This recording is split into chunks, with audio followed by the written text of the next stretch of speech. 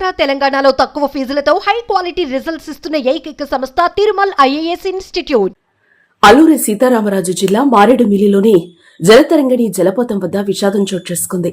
జలపాతాన్ని సందర్శించేందుకొచ్చిన MBBS విద్యార్థుల్లో 3 గల్లంతయ్యారు. ప్రమాదవశాత్తు జలపాతంలో 5 విద్యార్థులు కొట్టుకుపోగా స్థానికులు 2 కాపాడారు. గల్లంతైన 3లో 2 మృతదేహాలు లభ్యమయ్యాయి. గల్లంతైన వారిలో 2 యువకుడున్నట్లుగా తెలుస్తోంది.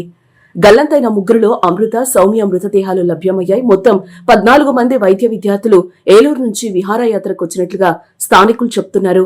ఇక మన్యంలో మామూలు రోజుల్లో వయ్యారంగా ఎంతో అందంగా ప్రవహించే కొండవాగులు వర్షాలు కురిస్తే మాత్రం కాలనాగులుగా మారుతూ ఉంటాయి. గత 2 నెలలుగా మారేడుమిల్లి ప్రాంతంలో విస్తృతంగా వర్షాలు కురుస్తున్న నేపథ్యంలో వాగులు పొంగి ప్రవహిస్తున్నాయి. దీంతో కొద్ది రోజుల ముందు వరకు జలపాతాల సందర్శనపై ఆంక్షలు విధించారు. ఇటీవల వర్షాల తీవ్రత తగ్గడంతో సందర్శనకు అనుమతించారు. దీంతో పర్యాటకుల రాక క్రమంగా మొదలైంది. ఈ క్రమంలోనే నిన్న జలతరంగిణి జలపాతంలో సరదాగా గడిపేందుకు ఏలూరు ఆశ్రమ్ వైద్య కళాశాలలో ఎంబీబీఎస్ సెకండ్ ఇయర్ చదువుతున్న 14 మంది విద్యార్థులొచ్చారు.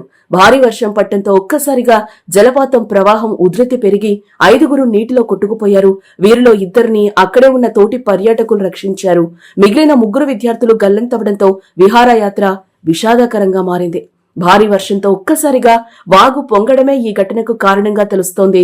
వర్షాలు కురిస్తే మారేడుమిల్లిలోని పాములేరు, సోకులేరు వాగులతో పాటు జలపాతాలు, కొండవాగులు ప్రమాదకరంగా మారుతూ ఉంటాయి. గతంలోనూ అనేక మంది పర్యాటకులు మృత్యువాత పడిన ఘటనలు ఉన్నాయి.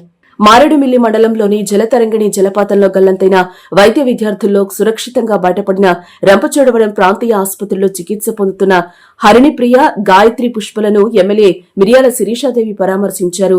వీరిలో హరిప్రియ పరిస్థితి విషమంగా ఉండటంతో రాజమహేంద్రవరం ఆసుపత్రికి తరలించారు.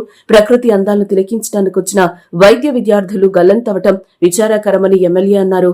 పర్యాటక ప్రదేశాల్లో రక్షణ చర్యలు చేపడతామని తెలిపారు. ఆసుపత్రిలో చేరిన బాధితులకు మెరుగైన వైద్య సేవలు చేయాలని ఆదేశించారు. బాధిత విద్యార్థులకు ధైర్యం చెప్పారు.